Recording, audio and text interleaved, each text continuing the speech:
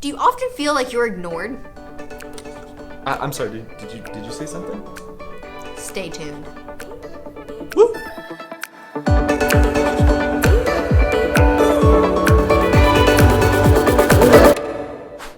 Hi, I'm Josiah. And I'm Bethany. Welcome to One True Pair, The not so common sense guide to godly relationships.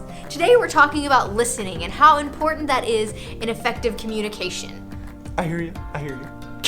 Yes, Let's go. do it. Woo! So first we want to hit on empathy and how important it is to feel what the other person is feeling. So in a relationship, if you're listening to what someone else is saying, in order to be able to understand where they're coming from, you have to be able to feel the same thing that they're feeling, or at least feel close to the same thing as what they're feeling. And you do this through understanding the communication style of the person that you're dating. So if you're with someone who openly tells you everything that they feel, it's a lot easier to be able to listen and discover what's important to that person because they tell you everything. But that's not obviously how everyone works. A lot of people will slightly mention details that may be stressing them out instead of telling you the whole story.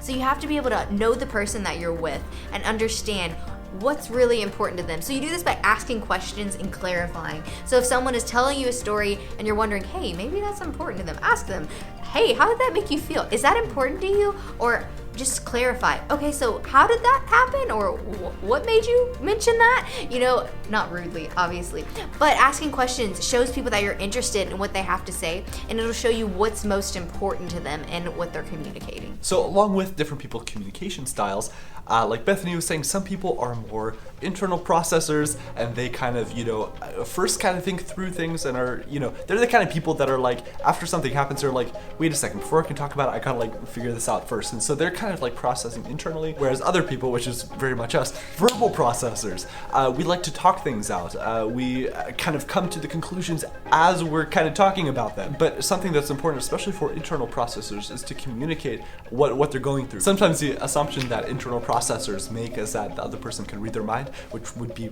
really cool, save a lot of time, but it's still an important thing for them to learn to communicate properly and to kind of clue the other person in on where they are. If you're together with somebody who's an internal processor, your listening is going to look a lot different than somebody who's together with a verbal processor. With verbal processing, it might be very straightforward of like literally just sitting there listening to the other person. With both, it's kind of a give and a take. With verbal processors, sometimes that's a little bit more kind of limiting how much one verbally processes.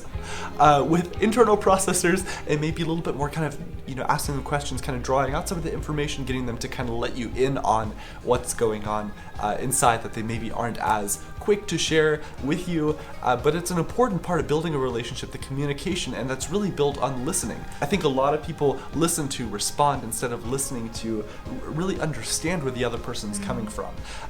We talked about in our last video how you really can't know your own perspective until you have a second perspective. So in communicating with somebody, you have a different perspective and you really figure out together where you're headed if you both communicate properly. So communication is such an important part of building your couple and building your relationship together. So next I'm going to tell you what that looks like. Because it's listening. I wasn't listening. Okay. So practically, a lot of the times people think that someone is born a good listener and someone's born a bad listener. But in reality, everybody can practice being a good listener. So how do we do this? We do this by active listening, which means being completely focused on what the other person is saying. So if you're like that. So if you're in a conversation with someone, you need to be completely focused on what they're saying in order to understand what they're saying. We do this, by asking questions, but in reality, our mind can process things a lot faster than what humans can speak. So we have to make an active choice to, no, I'm not gonna let my mind take any field trips, but I'm gonna focus on what this other person is saying. And that's a very practical way, is to practice this. You can practice this with your friends, with the person you're dating, with your family. You can practice this listening style with anyone, whether you're in a relationship or not.